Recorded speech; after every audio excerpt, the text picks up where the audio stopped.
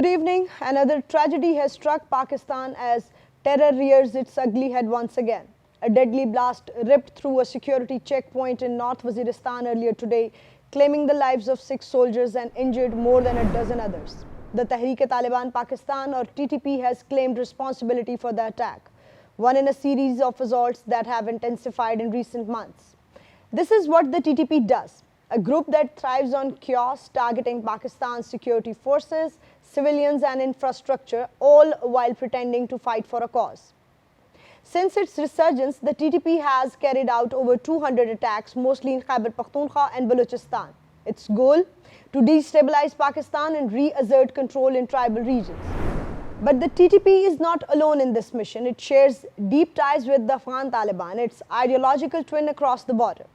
After the Taliban took over Afghanistan in 2021, Pakistan saw a sharp rise in terrorist incidents. The reason?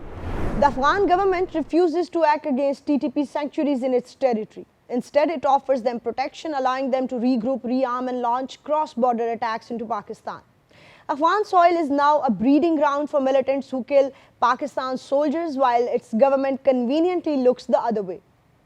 Yet, while the TTP wages war on Pakistan with bullets and bombs, another group fights the same battle with words and slogans, the Pashtun Tahafuz Movement, or PTM.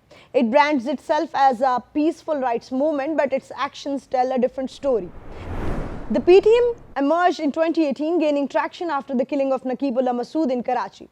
It positioned itself as a voice for Pashtuns, but over time its rhetoric became less about rights and more about attacking the state.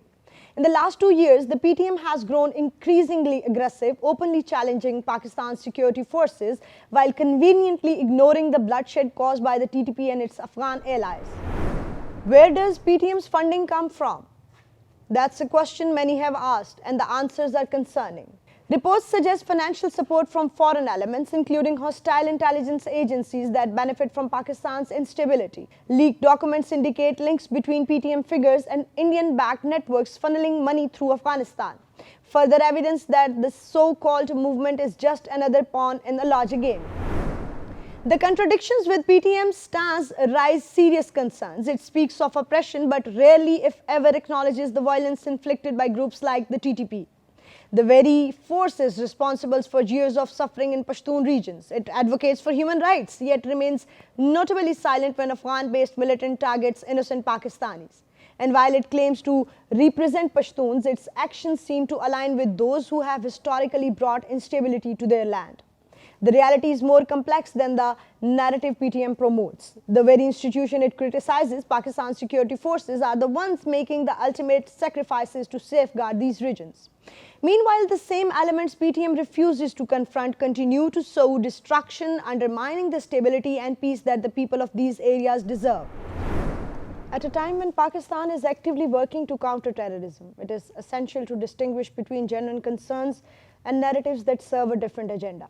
In this fight, direct aggression isn't the only weapon. So is the power of influence, and those who enable extremism, whether through actions or selective silence, cannot be ignored. This is Amara Farat Baloch, and you are watching Nexus Bulletin.